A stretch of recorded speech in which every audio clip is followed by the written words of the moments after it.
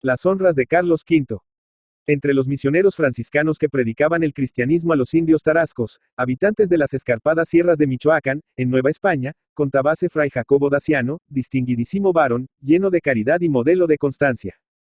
Era Fray Jacobo, según el decir de los religiosos cronistas de la Orden de San Francisco, de tan ilustre sangre y de tan elevada alcurnia, que igualarle en eso solo podrían en Nueva España los hijos del emperador Moctezuma, o los del infortunado y tímido Calzóncin, por otro nombre Sinchicha, rey de los tarascos. Porque Fray Jacobo, llamado Dacio por haber nacido en Dacia, era de la familia de los reyes de aquella nación, tan famosa desde los tiempos de Herodoto hasta los días en que Fray Jacobo pasó a Nueva España y las luchas religiosas de luteranos y católicos hacían estremecer a las naciones europeas.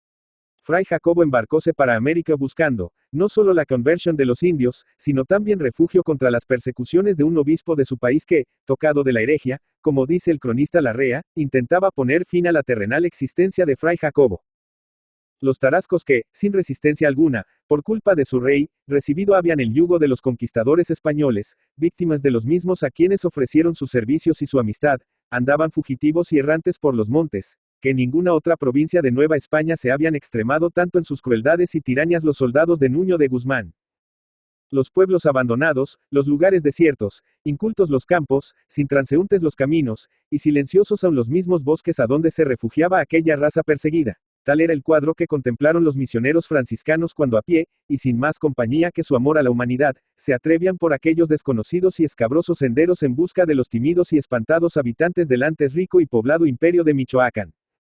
Difícil era curar la profunda herida que en aquella nación abrió la espada del feroz Nuño de Guzmán. Pero como la constancia y la caridad obran prodigios, poco a poco, como las revueltas y alborotadas abejas, que huyendo del colmenar vuelven a reunirse al monótono ruido de una campanilla que agita un niño, los tarascos fueron abandonando las sierras y agrupándose en derredor de las humildes capillitas levantadas por los misioneros franciscanos. El rumor de la existencia social volvió a escucharse en los abandonados pueblos, y las nubecillas de humo, escapándose entre las mal cerradas techumbres de las humildes chozas, saludaban la llegada del sol, anunciando que la paz y el trabajo volvían a sentar allí sus reales, y que la civilización comenzaba sus laboriosas operaciones. No poco había contribuido para cicatrizar aquella herida Fray Jacobo Daciano y contábanse de él entre los indios cosas que le hacían aparecer como un hombre casi sobrenatural. Jamás usaba calzado y cruzaba sin vacilar ni detenerse por las sendas más pedregosas y por los caminos más cubiertos de seca maleza o de espinosa vegetación. Con los pies sangrando llegaba a las rancherías, y más que a su propio daño atendía a las necesidades de los indios. Y en las noches, según contaban estos, cuando la luna caminaba luminosa y lentamente por el purísimo azul del cielo de Michoacán, y cantaban entre los bosques las aves de la noche al compás del rumor que levantaba el viento entre las hojas de la espesa arboleda, Fray Jacobo, arrodillado, oraba con los ojos vueltos al cielo, y algunas veces se le veía desprenderse de la tierra y quedar como suspendido en el aire. Esto podría ponerse en duda. Pero lo cierto es que Fray Jacobo Daciano fue el único que se atrevió, de todos los religiosos que habían llegado hasta entonces a Nueva España, a administrar a los indios el sacramento de la Eucaristía, y a sostener calurosamente que la nueva iglesia mexicana iba errada en no querer admitir a los indios en el sacerdocio dándoles las sagradas órdenes, todo lo cual le valió la mala voluntad de sus compañeros. Le puso en el caso de sostener reñida polémica con el franciscano Fray Juan de la Gaona. Y le obligó a hacer, por último, pública penitencia por haber sostenido aquellas apreciaciones. El año de 1558 vivía Fray Jacobo en el convento de Tarecuato, de la provincia de Michoacán, del que era guardián y fundador. Una mañana, el 21 de septiembre de ese año de 1558, levantóse Fray Jacobo muy preocupado, y dirigiéndose a la iglesia comenzó a disponer lo necesario para celebrar solemnemente unas honras fúnebres. Llegaron de sus celdas, precipitados con la noticia de aquella novedad, los otros frailes, de sus casas los moradores de Tarecuato, y de sus pueblos los vecinos de los alrededores. Nadie sabía para quién se preparaban tan solemnes exequias, que ni de la capital de la colonia de Nueva España, ni de la corte de Felipe II, llegado había a Michoacán, ni menos al apartado rincón de Tarecuato, noticia de la muerte de algún personaje que mereciera tan alta distinción.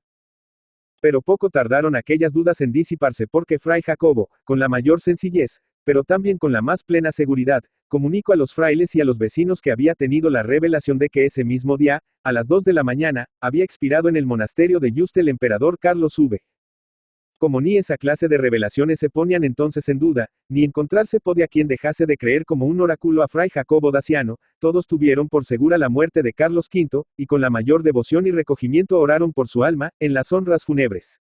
Como era natural, tanto por causa de la novedad del caso, como por el objeto de aquella triste y religiosa función, desde lejanos pueblos llegaron eclesiásticos y seglares, y Tarecuato estuvo lleno de huéspedes el día de las honras, y todos salieron del templo teniendo la firme convicción de que no existía ya el monarca más poderoso que había vivido en el siglo XVI.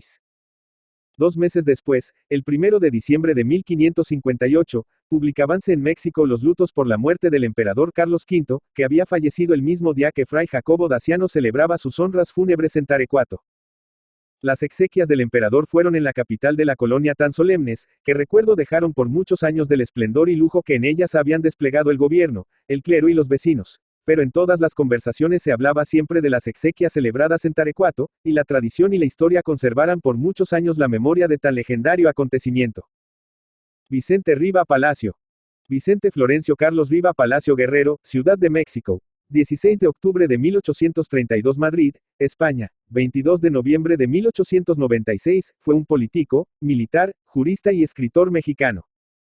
Periodista exitoso con una señalada y personal actitud crítica y satírica, misma que quedara marcada en periódicos como La Orquesta y El Aguizote. Riva Palacio participa como un activo literato mexicano en los tiempos de entreguerras. El género que más le sonríe siempre en popularidad es la novela. Realiza la mayoría de su obra novelesca entre 1868 y 1870. Tuvo a su disposición la mayoría de los archivos de la Santa Inquisición, lo que le brinda una grandísima cantidad de información que plasma en sus novelas de tema colonial. Solo una de sus novelas, Calvario y Tabor, es de toque militar. Junto con Juana Mateos coescribe zarzuelas y sketches teatrales satirizando la política mexicana. En 1870, junto con Juana Mateos, Rafael Martínez de la Torre y Manuel Paino publica el Libro Rojo, un breviario de la violencia dentro de la historia nacional mexicana. Junto con Juan de Dios Pesa narra leyendas en verso en Tradiciones y Leyendas Mexicanas, 1917, y crean a la imaginaria poetisa romántica Rosa Espino para publicar Flores del Alma, 1888, junto con el editor Santiago Vallesca, la obra México a través de los siglos, trabajo enciclopédico, encargándose él mismo de escribir el segundo tomo, dedicado a la colonia. En su obra Los Ceros critica y polemiza a la clase política mexicana, lo que lo identifica como un personaje virulento para el régimen porfirista. Cuentos del general que apareciera póstumamente en Madrid en el año de su muerte, es una colección de 26 relatos que presentan características comunes, brevedad en el título, la acción y la descripción de los personajes. Por su obra literaria, fue designado miembro correspondiente de la Real Academia Española.